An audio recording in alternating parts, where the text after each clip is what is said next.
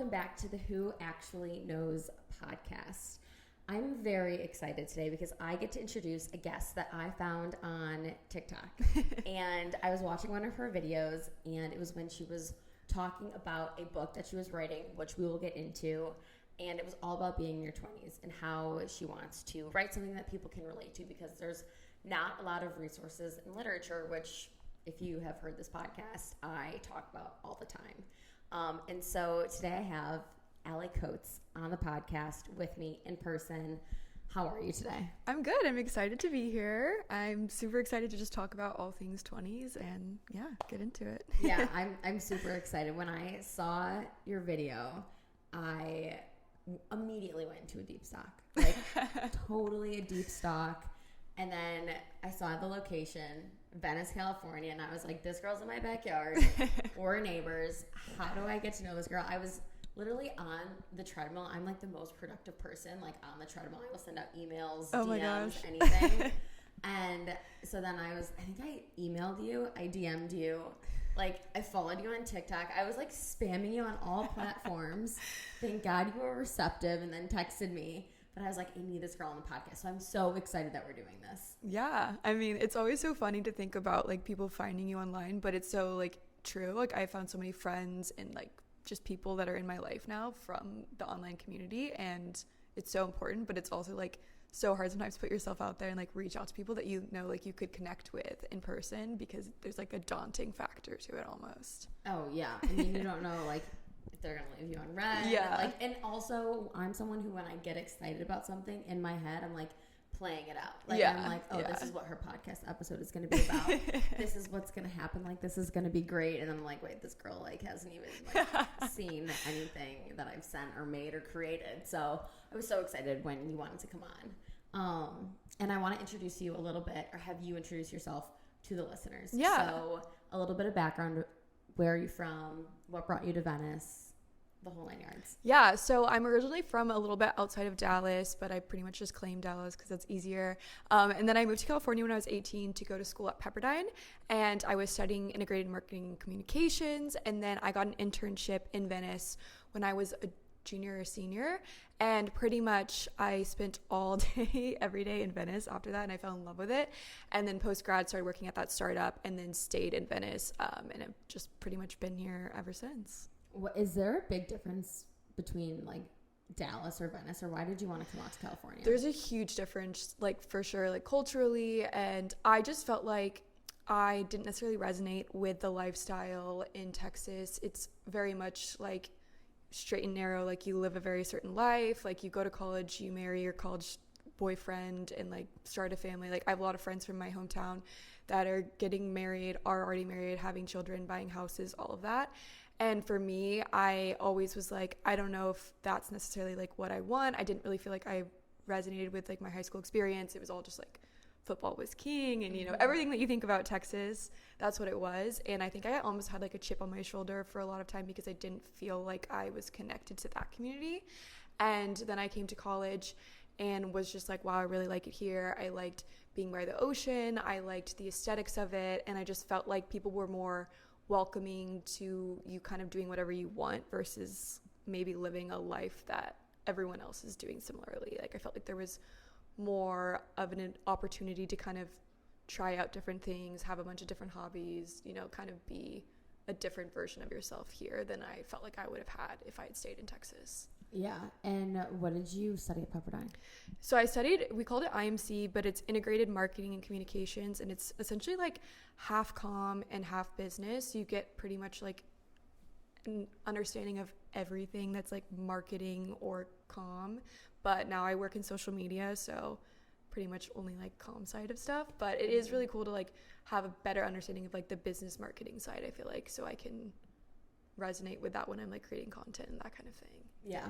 And so Pepperdine, and then you went from college to Venice. Yes. With a company that you had post-grad as a job. Yes, yeah. Okay. So I had been working for that company for 2 years at that point, and then they had a pretty big standing in Venice. We were like that hot pink building next to Grand Blanco under the Venice sign. Yeah. Like it was an awesome first job to just like be in Venice, like really in the middle of it. It was working in alcohol, so I was like at all the events and that kind of thing. And so it really like pushed me out there. Like, I would say that prior to like my study abroad experience and working that job, I was very super shy and timid, and like didn't really know how to like approach people or talk to people or like really make new friends easily. I think that I was just so in like my shell of like, oh, like I just want people to like me and I don't know how to approach anything. And then I think once you're kind of put into scenarios where you have to do it, you realize like how beneficial it can be to just like put yourself out there. But yeah, I mean, that's pretty much how I got started in Venice. And you love Venice. I love Venice. I'm like I always say I'm on the like move to Venice committee. I mean, you honestly are. You're a good promoter of it on your TikToks, I will say. Yeah, I mean, it's funny because I feel like when I first started being obsessed with Venice, it was I think it was right in the middle of the pandemic. There wasn't obviously a lot to do in LA, and I was in Malibu driving to Venice all the time for work or just to like basically go to the beach or, you know, sit at like the outside patio restaurants because there was just more available than in Malibu. And Venice still hadn't gotten fully rid of the whole like, oh, it's like a scary place to be. Like, why are you going there? Especially like coming from somewhere like Malibu. People were like, why do you drive all the way to Venice? Like, I don't understand. And I could never really like pinpoint it to people when I was in college and be like, oh, like this is why I want to do this. But I worked retail at a jewelry store that had a location in Malibu and Venice, and I started working at the Venice location. And then I was just like, oh my gosh, like the people here are so cool.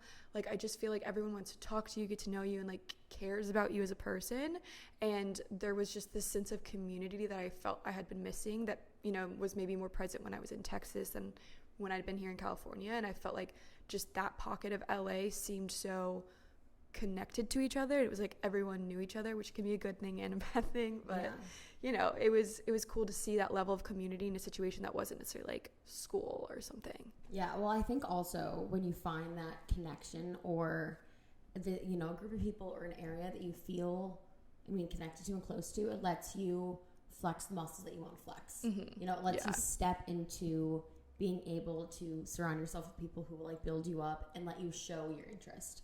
Because sometimes when you're around the people where you almost feel like you're hiding, or you're like, oh, I'm, you know, I know there's this side of me, but I'm not able to showcase that because maybe I'm in the wrong area or surrounded by the wrong people. It can, you know, it makes you feel like you're almost in a shell. Yeah, no, I agree with that. And I think sometimes you're like overthinking it, or there's like a level of embarrassment versus when you're in kind of more of an accepting community, or like people don't really necessarily know you, so they don't have like preconceptions of how you're supposed to be and like why this would be embarrassing and that kind of thing. I think it's really interesting to see the parts of you that can flourish, like you said, to flex those muscles that you're wanting to flex but haven't had the opportunity or been just too worried about what other people are going to think about you to really be able to do it. Yeah. And so how did you go about finding your sense of community in Venice? Honestly, it took a lot of time and it took a lot of effort. And I think that I will say, like, working in alcohol when I first moved here was really beneficial because you have to go to all these social events and like talk to people and like try to get them to try the product. But I think that also just frequenting a lot of the same spots is really helpful. And I also think it's just so interesting how you can meet people so easily in Venice. Like, I always joke that I met like two of my best friends on different like dance floors or bars in Venice, and everyone's like, I just don't understand how you did that. And I'm like, it's just kind of like one of those things where like you approach people, if you connect, you know, maybe like get their contact information and then you get coffee or dinner or something, and then the relationship just builds and flourishes. And I think that if you're kind of like allowing yourself to be open to meet people and like putting yourself out there and like going to something with the intention of building community, that's something that you're going to be able to execute on, versus if you're going off and you're just going with like 6 of your girlfriends and you're not talking to anyone. Like, A, no one's going to approach you, and B, you're not going to want to go approach someone else and be as receptive to someone, you know, wanting to talk to you. And I also think that Venice is a very unique scenario where there's like 5 million clubs. I mean, I started one of my own too, but I think that it kind of also just shows that people want community and people are really aching for it. I especially think post-pandemic, you know, people moved all over. People are here now that haven't been, and it's like people are looking for that community and that connection, because at the end of the day, that's kind of what makes life fun and exciting. But I think that a lot of people were kind of like how I used to be, and just like so shy and timid about it, and they don't want to approach it. But if you're allowing yourself to, you know, go to things by yourself, go to an event, if you see something on Instagram and you're like, that seems really cool, like I want to go, you go. And then what you'll notice is you'll start seeing the same people at all of these events, and then it'll start being just like an easy conversation of like, oh, didn't you go to, you know, whatever event, and then you can build up a rapport with them, and then that connection can just function as more of like a natural one versus it feeling so like forced. But it does take you putting yourself out there, attending things by yourself, you know, reaching out to friends of friends, and even reaching out to people that you find online and that kind of thing. But it's definitely something that you have to work at. Yeah, were you ever uncomfortable doing that? Like putting yourself out there, going on these, you know, friend dates to these club events, things like that? Oh, yeah, for sure. Like, I mean, I was always so nervous. It felt like I was like going on a first date almost every time. I was like, oh no, like what if they don't like me? And then it's like, that's fine then. Then you'll find someone else that you'll connect with later, and that's okay. Like, not every person that you like meet is going to be your best friend, and that's okay. And I think that was something like a hurdle that I had to overcome, of just like, some people aren't going to vibe with you, and that's okay. Like, that doesn't make them a bad person, doesn't make you a bad person. It's just like not the same wavelength, which is totally fine. But I think that, again, it's almost like exposure therapy with it. Like, once you start doing it, it stops being scary, especially after you like connect with like maybe even one person, and you're like, well, I met this really cool person that I really enjoy spending time with by doing this, so there's got to be someone else that's gonna do this too. And I felt the same way. So when I moved here, I had a serious boyfriend at the time, and I had no girlfriends, and one of my priorities that I chose to do was make girlfriends, and I was dating girls. Like, straight up. Like, I was reaching out to people on Instagram. I was hanging out with mutuals. If I connected with someone, I would ask them to hang out, like, again the next week. Or I remember, like, texting someone, like, hey, how was your weekend? Like, texting, like, girlfriend over text, getting coffee dates. But it was, like, one of my priorities because I wanted that sense of connection. Because I have, like, the best group of girls in Chicago where I'm from. And when I moved here, I did have this sense of loneliness in, like, the girlfriend realm. And I was like, I need to make this a priority. Yeah. And I did, but I had to get over that hurdle of being like, okay, it is okay if, like, I meet someone and they don't like me. Yeah. And that was weird because when I went to college, moved to Chicago, all of my friends moved with me. And so I always had a group. Like, we always had a plan Thursday through the week. Like, I knew, like, who my go-tos were. Yeah. And so when I came here, I would, you know, I had to be my most authentic self so that I would attract the people for, like, me being who I am. Yeah. And that was, like, a huge lesson of, like, don't try and be the people pleaser that, like, I used to be so long ago, and just be like, you have to be the version of you that is the truest and most authentic, and, like, people will like you or they won't, but you're going to attract the right people. Yeah, exactly. Because I think, too, I think sometimes when I talk to my friends that are kind of struggling with meeting people, it's kind of like what you're saying. They're almost like mirroring the person that they think that person is, and they want to like connect with them so bad that they're not being, you know, the true self that they are. And I think that sometimes people can feel that energy, and then it's like off-putting because you're like, oh, like, who is this person? Like, why are they trying to get my attention or like to be like me so bad? And it's like a disconnect in that way. And I think that we don't talk enough about how in adulthood, like, you don't really have time for friends that aren't like deep good friends or like going to potentially be one. Like, you're working so much, you have all these things that you're doing, hobbies, etc. And so if you are investing time in someone, it's like you want it to be like completely open and like their true self, your true self, so authentic. Otherwise it's kind of like not worth anyone's time because, you know, you can be spending that doing something else.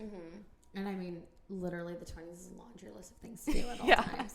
It's so crazy, especially in the beginning of the year. I was sitting on my couch the other day, like, being like, I could pay my taxes, I could do my laundry, I could go out, I could like hang out with a friend, I could text, I could, you know, go on like anything. I'm like, there's just so many things I could be doing. It's like, how do we even decide what we want to be doing? Yeah, it's like it's so interesting too to see like the way that different people prioritize things too. And I think that that's also a thing that you can be connected or disconnected with people in as well, because it's, you know, open. Like, you can prioritize going out and you can prioritize your workouts and that kind of thing. And, you know, I've had tension in some of my relationships because our priorities weren't the same. And that's also a learning thing that you have to deal with in your 20s, because, you know, when you're in school, it's like, okay, well, everyone has like a test. Everyone has this work that needs to be done by this day. And then pretty much everyone has like the same holidays, the same schedule, all of that. And so it's also like a learning time of, you know, finding a community that prioritizes the same things as you, so you don't feel pressured to prioritize what they're prioritizing or what other people are, you know, telling you to prioritize, and then you're not being that true authentic self. Yeah. How did you learn what you wanted to prioritize in your 20s? Lots and lots of trial and error. Lots. I mean, okay, so when I started my post-grad experience, I was so just like career driven, like everything was about my career, like I was only focused on that. And that's not to say that like my career isn't a focus of mine, but I burnt myself out so badly. And I remember I was just sitting at my desk one day and I was just like crying, and I was like, what am I doing? Like I prayed and wanted this job so bad, and now I just feel like I don't want to be here. I don't want this. I don't want everything that I've been working for the past 4 years of my life. And so now what? And I really had just like this moment where I was like, okay, like I have to figure out like what's going to actually make me happy, how to balance like a personal life and work, because you have to have both. Otherwise, like neither is going to do well either. Like if you don't have a personal life, then you're going to burn out. And so it's like you have to really figure out how to do that. And I realized for me, like my big priority was like building community and building relationships, because I had a different experience where I thought all of my friends were going to be staying in LA post-grad. And then like a month or two before we graduated, everyone was like, so I'm leaving. And I was like, oh, I'm not.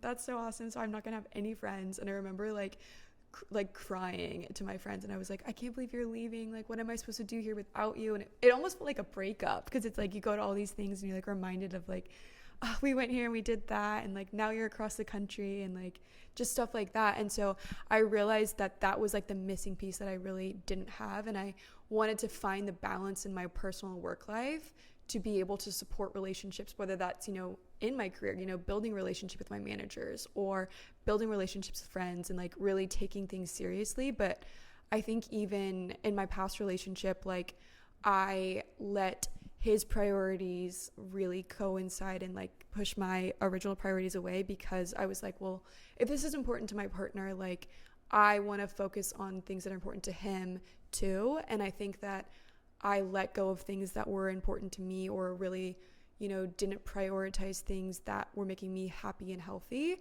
And I think that's, again, too, like how you can get lost in it. But it's so easy to do, and like you don't realize that it's happening. And it's almost like a sliding thing of like, oh, all of a sudden, like I used to really prioritize my Saturday mornings, and now I'm hungover every Saturday, you know? And so I think that you kind of have to have these hard lessons of like, okay, that's not working for me anymore, and that's okay. And like, I'm going to go back to the drawing board and like refigure out what it is that I want to do and prioritize, and what's going to make me the happiest at this moment in time.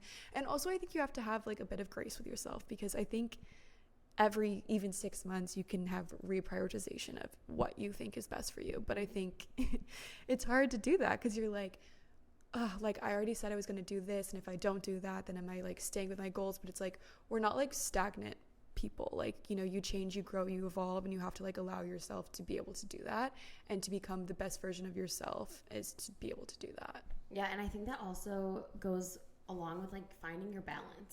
And I talk about this a lot of like, I'm trying to find my balance, and I put a lot of pressure on myself to like find my balance, or like what works for me. But when I put that pressure on myself, I don't have the grace. Like I don't give myself grace. I'm like, oh my gosh, like you know, you didn't want to be hungover, and you're so hungover today. Like you have no balance. You're an extremist, all of these things. Yeah. And so one thing that I've talked about with my sister too, especially, she came on the podcast and we talked about how you can prioritize your 20s. You can do it as much as you can whenever you want. It's really up to you. Like if health and wellness is on the front burner, and going out and like maybe like reading or other things are on the back burner, and then like all of a sudden you're like, you know what, I actually want to like switch that. Like you can at any point, and you have like the full power to. And I think that's the beautiful and most scary thing about your 20s is anything that you want to do, you have the power and the choice to do it. It's just like, are you brave enough to make that choice and take that step?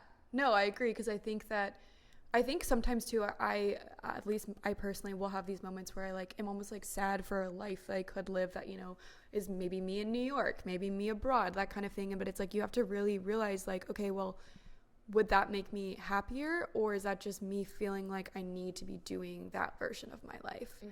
And I think it's so easy to get lost in like these what ifs. Yeah. And it's almost like allowing yourself to have this level of discontentment, because that seems safer than to allow yourself to really like dive in and realize like, am I happy, or is there just something that I'm chasing? Yeah.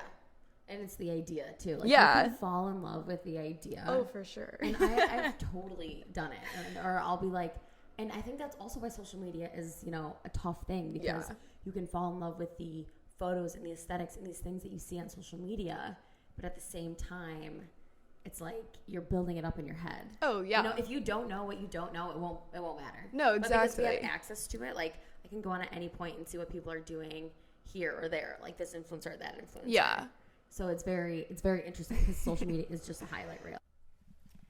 Okay, now that we have the leaf blower out of our hair, we will continue the conversation. You guys, literally, he was taking his sweet time making his way all around the dog park. We're sitting there just watching him do his job, just hoping he goes a little bit faster. But we're on the topic of social media and how it's a highlight reel. Mm-hmm. And I wanted to ask you your experience, because you have been posting more regularly on social media, TikTok, kind of just sharing your life. Like, how do you try and be your most authentic self on social media? And like, how do you work around the fact that it is a highlight reel? Yeah, I mean, I've been posting oversharing on social media for pretty much the whole time I've had social media. And it's always been kind of a point of contention, I feel like, sometimes in my life, because a lot of people feel like, you know, there's like a privacy that you should have, or like you shouldn't be oversharing, or like nobody cares.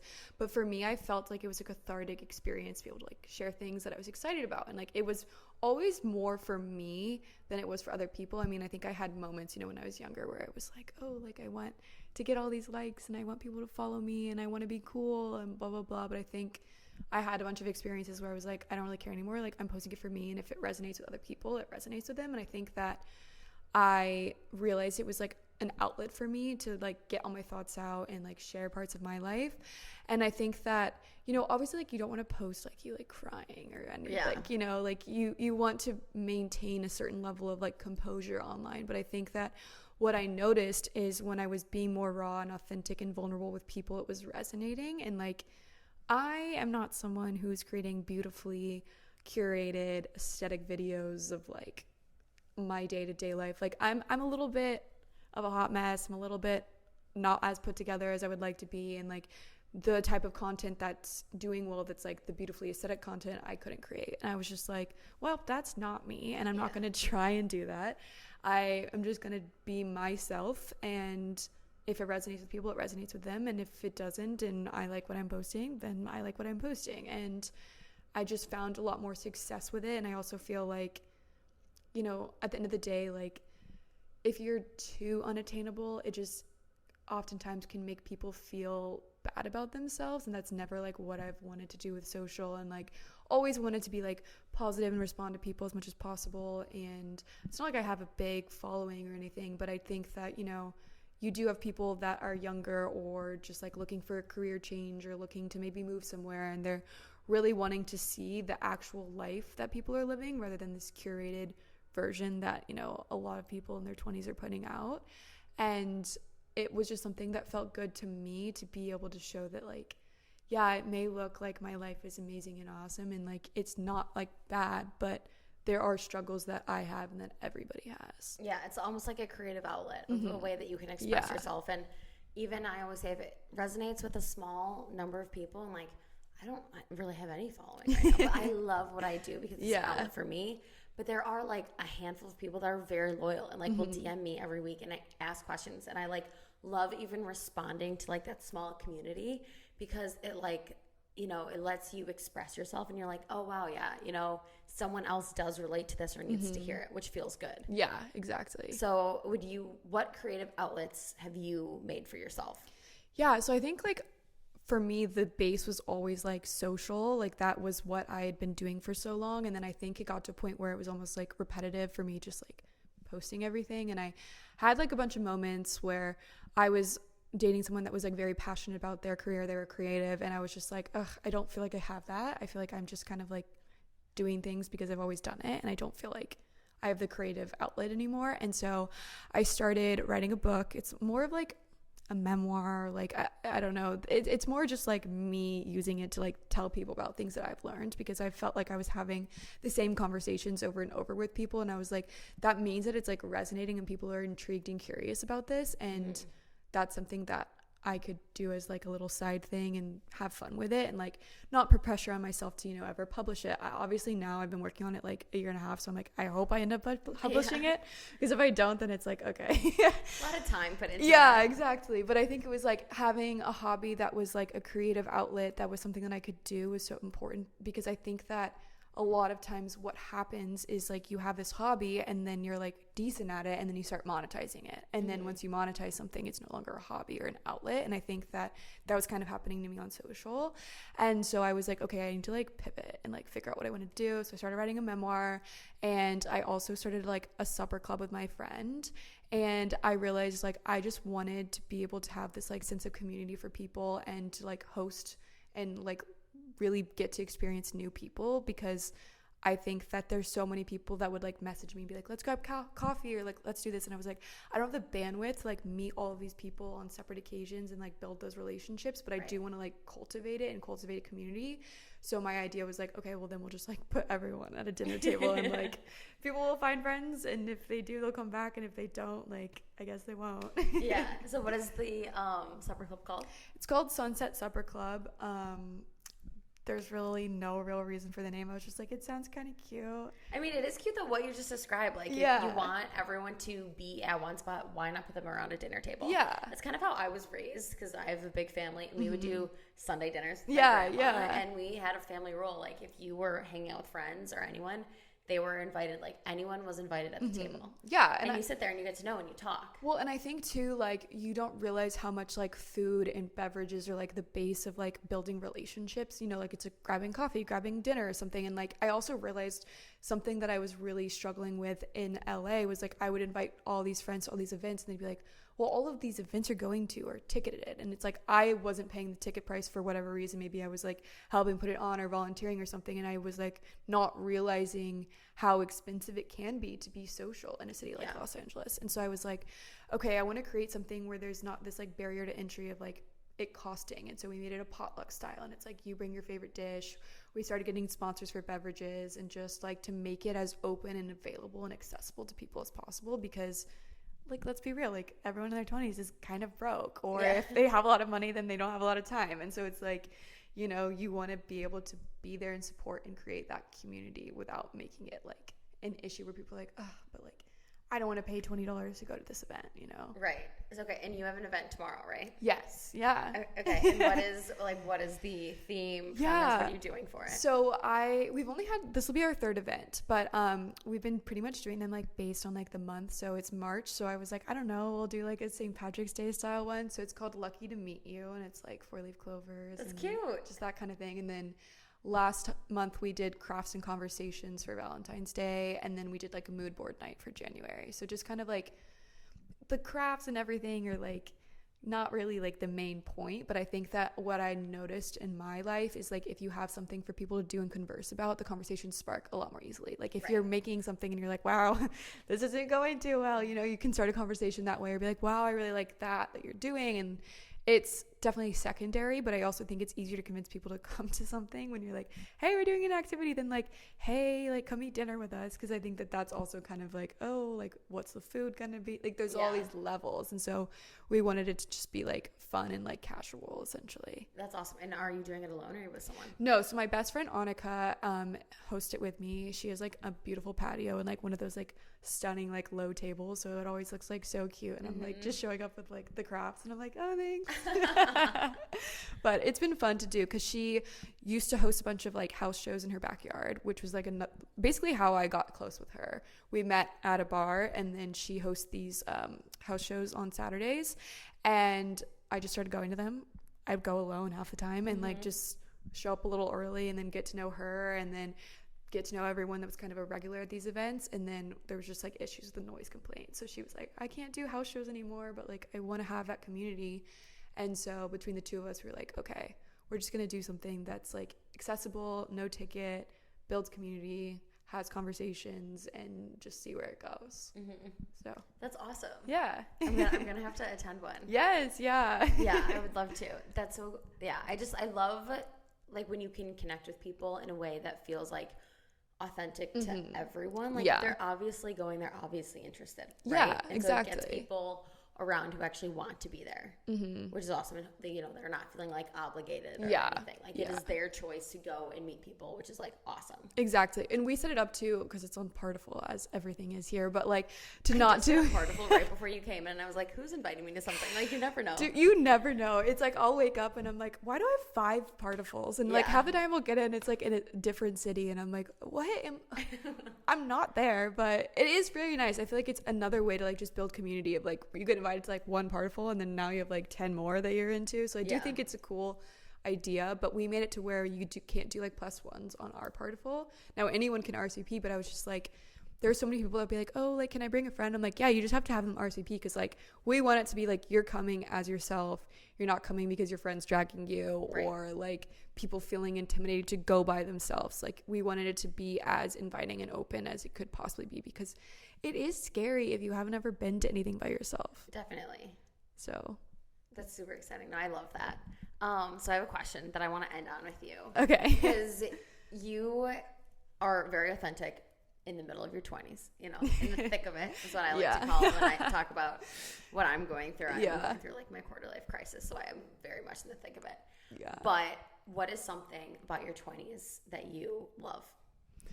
I really love like the flexibility and just like the spontaneity of it. I think that because you have, some opportunities and some experiences to be like, okay, I'm just going to go on a trip. I'm going to go do this. Or like, I'll text my friends and be like, what are you doing right now? Like, let's go do this and let's grab coffee in the middle of the day and like take my lunch break with my friends and stuff like that. And I think that when you have like a school routine or something, it just feels so rigid. And I think that people are more inclined to go and do random things right now and like have these experiences or a side quest, if you will. And I think that a lot of my like favorite moments and experiences and conversations and people that I've met have come from me just saying yes to something. I think that for a lot of my life, I was like, oh, like, what am I going to wear? What are we going to do? Like, oh my gosh. And now it's like, I find myself on like a Saturday morning going to a workout class and then just seeing where the day takes me, running into 5 friends and like doing whatever they want to do and like having all of these experiences. And it's like, those are some of my favorite days because I'm allowing myself to just be like